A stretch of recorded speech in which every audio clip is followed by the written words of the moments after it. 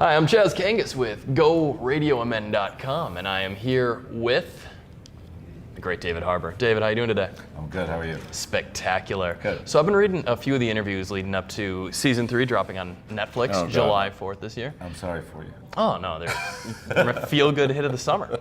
So one thing that you mentioned in a few of the interviews is when you got the script for the original episode of Stranger Things. The pilot? Yep, the pilot. And you thought there was so much great character evolution and story evolution on each and every page. Things are moving forward, and that's what really drew you to it. But you also had the thought that something like that in the first season would just be a cult success. When was the moment you realized what a phenomenon Stranger Things has become? It was the weekend that it came out. I mean, I've done a lot of work throughout the years. Like, I've been acting since I was, in movies and TV for about 15 years, almost 20 years. And so every time something comes out, there'll be like a couple people that'll text me, sometimes more than a couple, but, and then this thing came out, and I remember my phone lit up with like 100 text messages from people who, you randomly get somebody's number, an old friend from high school or something like 10 years ago, and you like never use it. And it's just my phone just like lit up with all these things saying just like Stranger Things, oh my God. And I'd never experienced anything like that. And then the BuzzFeed articles started coming out, like what kind of Stranger Things character are you, or like those things. And I was like, wow, this has really struck a chord with a lot of people. And it was very, very gratifying because there wasn't a lot of hype, there wasn't a lot of advertising. It was just that people discovered the show. And we put like all our heart into it. So it's very gratifying when you risk that much and when you pour that much into something and people really feel it and really respond to it. It was very, very gratifying. Yeah, and it's one of those shows where the word of mouth that summer, it became just the topic of so much conversation, and just the way it resonates with people, whether the nostalgia was a window in, whether it was just the fact that it was a real community sort of show to have people just go through, and the movement of that is just tremendous. Yeah. And so now we're on season 3. We are. And when you mentioned in a few of the other interviews how it's not so much often about when you're filming it, the feeling of like you're being transported in another time. Like it's not really about it being the 80s for you so much as an actor about getting in the mentality of men in the 80s. And so what do you think is the biggest difference between getting in the head of a man in the 80s versus like modern day? That's interesting. I mean,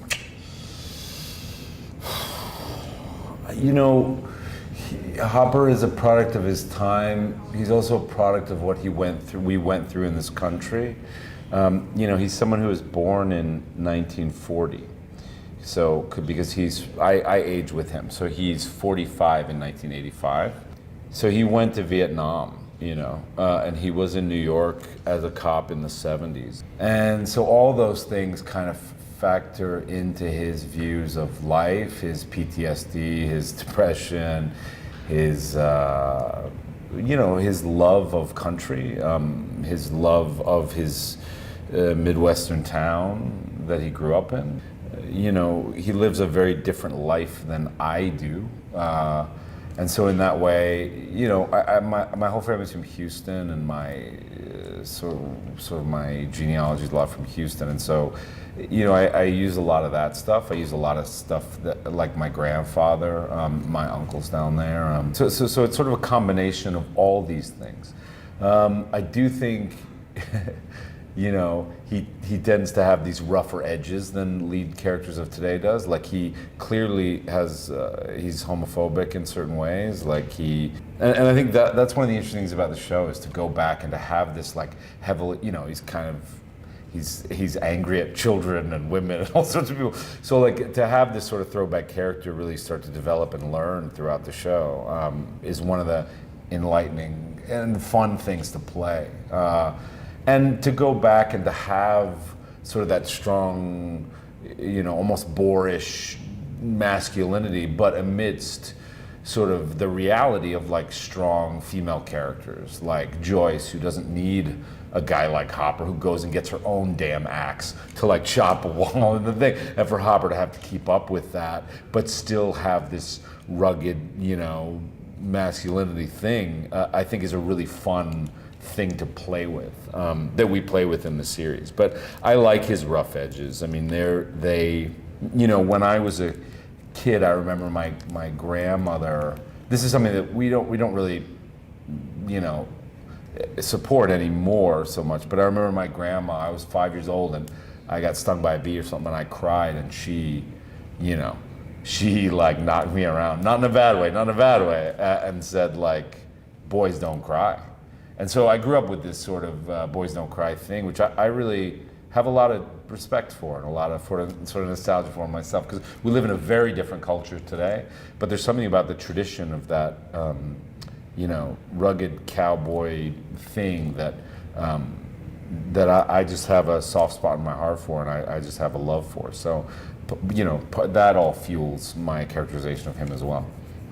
And in that same vein, with the characterization, there's been only two things you've revealed about this coming season. One is that episode 8, you say, is the most beautiful thing you've ever filmed. Yeah. And the other being, we can look forward to your mustache this season too. I don't know if you can look forward to it, but you're going to be confronted with it. Hey, that's what You've life's gotta about. deal with it. Yeah, that's what growth's about, you know. And then, you know, It's true. yeah, I'm going to stretch your heart. yeah, it's about not crying in the face of mustache. So was something like the mustache a specific choice on your part than for the character? Absolutely. Nice. I mean, the fun thing about it is like, and you know, 1985 television, Magnum PI is really big. And there's also tons of movies with like Burt Reynolds and different. The mustache was big in general, but in terms of the our subconscious response to television, like I feel like, you know, art imitates life, imitates art, imitates life, imitates art, and we're always going back and forth. So I feel like there is something, especially in that time when network television was such a staple. Like you'd go home at 8 o'clock and just turn on the TV, especially if you're some kind of single dad who's struggling with their daughter growing up and you want to shut it down. You just eat a bunch of chips and sit in front of the television and stew, which Hopper does a lot of. And I think subconsciously you respond to those images and those choices. And there is a sense this season that Hopper wants to break out of this depression and is struggling very chaotically to be a man again in a way that he hasn't. And I think he doesn't know that he's mimicking Magnum PI in a certain way, but he just, because of the subconscious, you know, feeding of that, he's just like, yeah, I don't know, I think I'd look good in a mustache, you know, and it just like sort of happens. And so I really like playing with that concept of, you know, like television in general, what a powerful medium it was. You know, now I don't know what you call television, because like we're theoretically a television show, but we're kind of a web series. Who knows what Netflix is? But back then, television was this powerful, sort of cool medium that would just like influence our interactions and our phrases and like how we behaved. And so I wanted to do some of that with this show, and also it's just like fun in the 80s to have a cop with a mustache. I mean, it's just like perfect. It's the ideal situation, the perfect storm. Yeah, exactly. So, yeah. Exactly. Yeah, and then finally, since you mentioned with the changing times and with television being so, especially with the summer of '85, the huge rollout and influx of cable television and the shifting there, whereas today you have something like Stranger Things on Netflix, which was originally, you know, a service, you know, mailing out the DVDs, and now it's become the forefront and leader in original content. Do you recall the first thing you ever watched via Netflix? Whether Via it was Netflix? Yeah, whether it was like a Wow. disc being sent in the mail. Yeah, or- totally. I mean, I remember, God, how long ago was it? It was like, I couldn't have been in comp, but I would get DVDs sent to me. Like that was the big thing, is they'd send you 3 DVDs and you could return them anytime you wanted, right? It wasn't like Blockbuster where they charge you $3 a day for late rentals. Can you imagine that? I remember I got so busted by Blockbuster. Like I had a tape out and I just never returned it. And then they would have like occasional amnesty days or something where they'd be like, just round up. But I ruined my relationship with Blockbuster so much. Yeah, and then heaven forbid you returned it without being rewound. Like I then know, that right? follows you forever. Oh man, they even made those like rewinder things. But I do not remember what the first movie I watched from Netflix was. I do not remember, but it was the DVD generation. Yeah, wonderful. Once again, thank you so much Thanks, today. man. This has been tremendous. That was fun. Thanks.